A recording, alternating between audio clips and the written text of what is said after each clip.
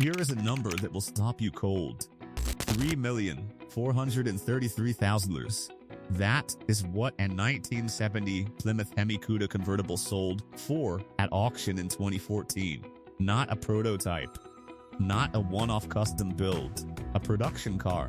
A car that Plymouth built in the factory, assigned a VIN number, and sold through a dealership network to regular buyers. 14 of them exist in the world today. 14, and yet most people who call themselves muscle car fans cannot tell you why the Hemi Cuda is different from a regular Cuda. Cannot tell you what made the 426 Hemi so extreme that Plymouth's own engineers debated whether to offer it at all. Cannot tell you the story of how a car that sold poorly in 1970 became the most valuable American muscle car ever produced. These are 20 facts about the 1970 Plymouth Hemi Cuda that the muscle car world glosses over, gets wrong, or simply never talks about. By the time this is over, you will understand exactly why 14 convertibles are worth more than most people's neighborhoods. Fact 1. The Hemi Cuda was almost never offered to the public. When Plymouth's product planners were developing the 1970 Barracuda, a completely redesigned car on Chrysler's new E-body platform, internal debate over whether to offer the 426 Hemi engine was genuinely contentious. The Hemi required significant structural reinforcement of the E-body chassis. The front subframe needed strengthening. The engine mounts were custom. The K-member, the structural component that ties the front suspension together, had to be redesigned specifically for Hemi applications. The engineering cost per vehicle was substantial. For a low-volume engine option in a mid-volume car, the business case was difficult to make. The Hemi was approved for the 1970 Barracuda by a margin that historians describe as uncomfortably narrow. Fact 2. The 426 Hemi's official horsepower rating was a lie, and everyone knew it. Plymouth rated the street Hemi at 425 horsepower. That number appeared on every order sheet, every window sticker, and every piece of marketing material Plymouth produced. It was false. Contemporary independent dyno testing consistently measured the engine between 490 and 520 horsepower at the crankshaft. Some fully tuned examples measured higher. Plymouth underrated the engine deliberately to manage insurance costs for buyers and to satisfy Chrysler's internal guidelines on power-to-weight ratios. The most powerful engine Plymouth ever put in a street car was sold with a horsepower number that was off by nearly 100. Fact 3. Buying a Hemi Cuda in 1970 required signing a waiver, not a standard purchase agreement. A specific additional document in which the buyer acknowledged that the 426 Hemi engine was intended for high-performance use, that it required premium fuel and specific maintenance intervals, and that warranty coverage on drivetrain components would be limited if the vehicle was used in competition.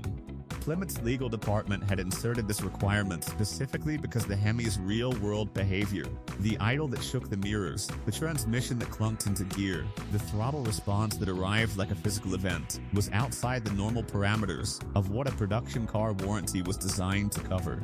You did not buy a Hemi Cuda. You committed to one. Fact 4.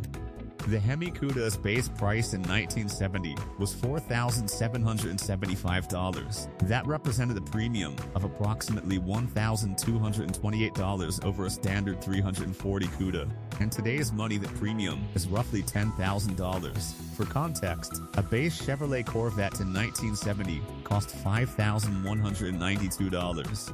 For less money than a Corvette, a buyer could have a car that would destroy the Corvette in a straight line without meaningful effort. Most buyers chose the Corvette anyway, which tells you something important about what people were actually buying when they bought a muscle car. Fact 5. Only 652 Hemi Cuda hardtops were produced in 1970. Out of total Barracuda production that year of approximately 48,000 units, 652 received the Hemi engine. That is 1.3% of total production. For every 76 Barracudas Plymouth built in 1970, one of them was a Hemi Cuda. The buyers who found their way to that specific combination were not casual shoppers. They were people who knew exactly what they were ordering and why. Fact 6. The Hemi Cuda's transmission options were both problematic for completely different reasons. Buyers chose between a 4-speed manual or a TorqueFlite automatic. The 4-speed, a heavy-duty Hurst shifted unit, was the enthusiast choice. But the Hemi's torque output was so extreme that the 4-speed synchronizers wore faster than normal. The clutch required leg strength that some drivers found exhausting in traffic, and missed shifts under hard acceleration could damage components in ways that the warranty document the buyer had already signed specifically excluded from coverage. The automatic was more reliable under hard use, but slower in competition. Racers debated which was worse. Most eventually chose the automatic for strip use and lived with the compromise. Fact 7. The Hemi Cuda could not pass a 1970 California emissions test. California had adopted emission standards that year that were stricter than federal requirements. The 426 Hemi, with its dual 4-barrel carburetors and aggressive calibration, could not be certified for California sale in standard configuration. Plymouth offered a modified Hemi package for California buyers that altered the carburetor calibration and ignition timing to meet the state's requirements. This version produced measurably less power. California buyers who wanted the Hemi Cuda were buying a different car than buyers in the other 49 states, and they knew it. Fact 8. Motor Trend tested a 1970 Hemi Cuda and recorded a quarter-mile time of 13.10 seconds at 107 miles per hour, completely stock. That number in 1970 was extraordinary. For comparison, a 1970 Chevelle SS 454 LS6, which many historians consider the ultimate muscle car of the era, ran the quarter mile in approximately 13.8 seconds in contemporary testing. The Hemi Cuda was 0.7 of a second faster than the car most people call the greatest muscle car ever built. 0.7 in drag racing is not a close race. 0.7 is a humiliation. Fact 9. The Hemi Cuda's hood had a functional cold air induction system, but Plymouth never told buyers how to use it properly. The shaker hood scoop, the raised assembly that protruded through the hood and moved with the engine, was not decorative. At wide open throttle above approximately 40 miles per hour, it fed cooler outside air directly into the carburetors, measurably improving power output. Plymouth's documentation on this feature was minimal. Many owners drove their Hemi Cudas for years without understanding that the shaker was functional or what conditions activated it. Racers who understood the system used it deliberately. Street drivers who did not lost power they were paying for. Fact 10. Insurance companies in 1970 were charging annual premiums on Hemi Cudas that approached the car's purchase price. A 21-year-old male buyer in a major metropolitan area could expect to pay between $3,000 and $5,000 annually to insure a Hemi Cuda in 1970.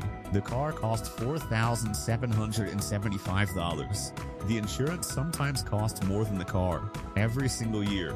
Several insurance companies refused to write policies on the Hemi Cuda entirely, regardless of the buyer's age or driving record.